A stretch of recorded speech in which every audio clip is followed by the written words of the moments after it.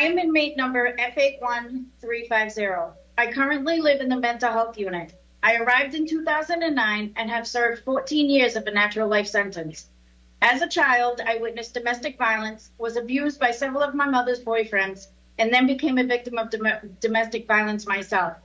I'm against the construction of a new prison, and here are a few of my personal experiences to help you understand why.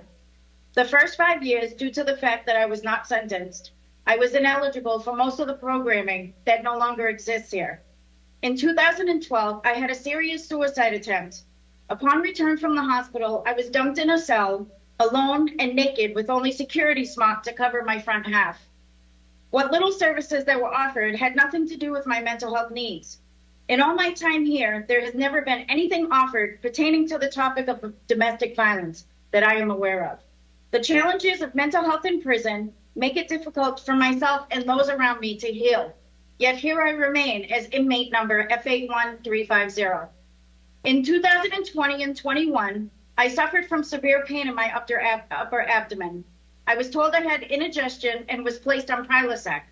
A few months later, I was having emergency surgery to remove my infected, stone-filled, ready-to-burst gallbladder. I know society labels women in prison as bad, but we deserve quality medical care, which we are not receiving. The surgeon told me I was lucky to be alive, but I have to admit I wasn't so sure of that.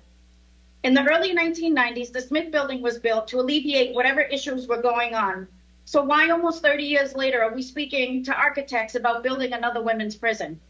There are 2 units in the Smith Building and 1 on the compound that are move-in ready and still remain closed.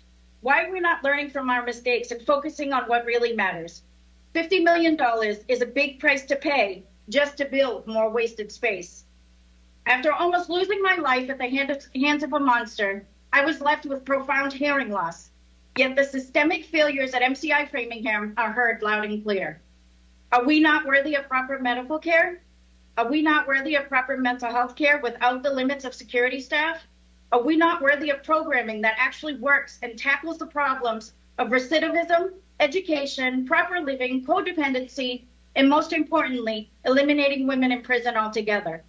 My growth stems from my peers and not from the minimal service that MCI offers. I point out these inadequacies in the hope that the $50 million be used to solve our existing problems. The injustices here are not structural. As inmate number F81350, I would like to properly introduce myself. My name is Julie Corey. I'm a mother of 5, a grandmother of 4, and most importantly, a survivor of domestic violence. I ask that you pass the moratorium and put a pause to the building of a new prison. Let's take the women out of the dark and nourish them with the knowledge and skills they need to succeed in life. Thank you very much. I appreciate the opportunity.